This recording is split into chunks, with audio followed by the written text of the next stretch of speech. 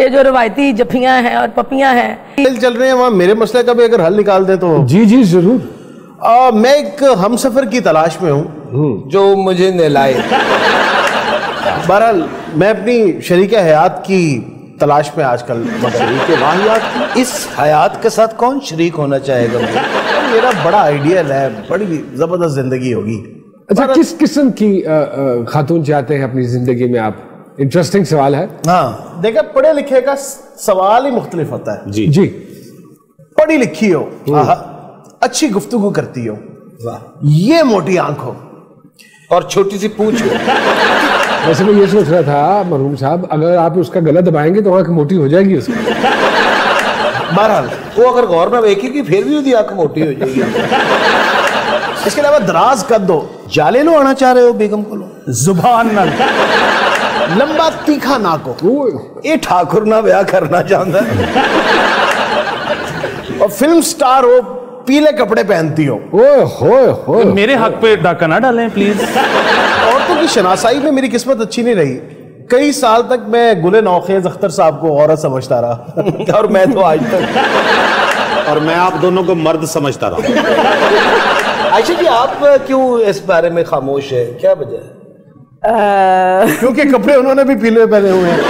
نہیں مجھے ایسا کوئی رسک نہیں ہے. کتنے نمبر دیں گے؟ 10 میں سے اللہ پاک کے کرم سے 10 دوں. اس ساری حرکتیں چیک کر کے دینا.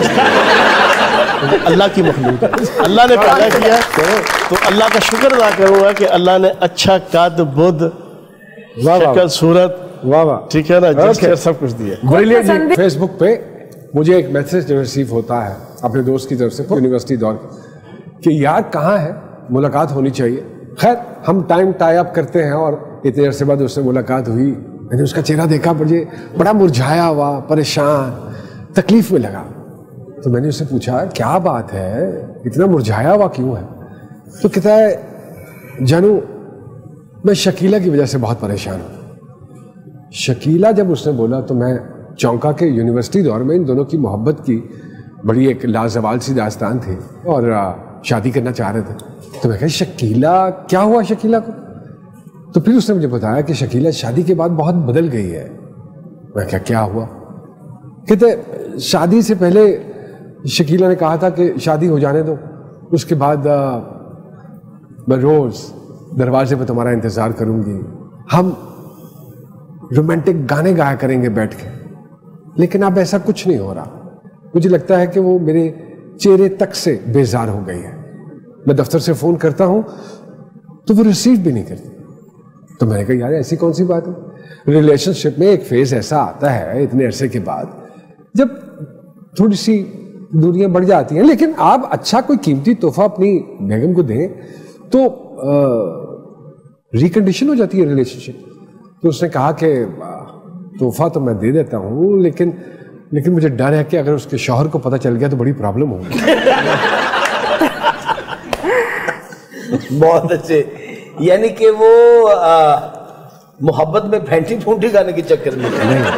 اس کا مطلب یہ ہے کہ جو آپ کے ساتھ شادی کے بعد کے سہانے سپنے دیکھتا ہے یا ان کی وعدے یا کمٹمنٹس کرتا ہے, کوشش کیجئے اسی کے ساتھ آپ کی شادی ہو. اور اگر کوشش ناکام ہو جائے تو پھر اس کا جواب تو صرف نوخیز صاحب ہی دے سکتے ہیں. اچھا شادی ہو بھی جاتی نا ان کی تو اس کے بعد بھی یہی صورتحال پیش آتی, کیونکہ جو ہم دیکھتے ہیں نا ہماری گلی میں ایک صاحب ہیں تو وہ رات کو جب گھر آئے واپس تو ان کی وائف کہتی ہے میں بڑی پریشان ہو رہی تھی کیونکہ گلی میں اعلان ہو رہا تھا کہ ایک رن مرید گٹر میں گر گیا.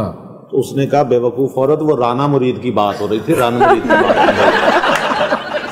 بالکل اسی طرح ہے کہ کسی خاتون نے فیس بک پہ میسیجز پڑھے اور انہوں نے کہا کہ یار یہ کتنا خوبصورت لکھتا ہے یہ آدمی, کاش کہ یہ میرا شوہر ہوتا, اور وہ ان کے شوہر ہی تھے جو لکھتے تھے. تو ایسی مس انڈرسٹینڈنگز بھی سمجھا ہو جاتی ہیں.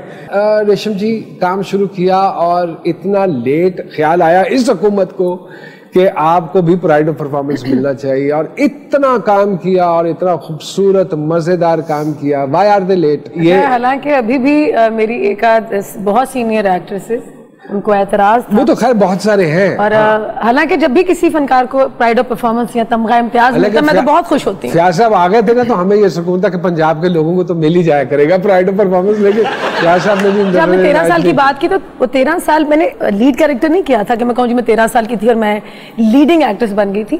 تب میں نے ایکسٹرا سے کریئر شروع کیا.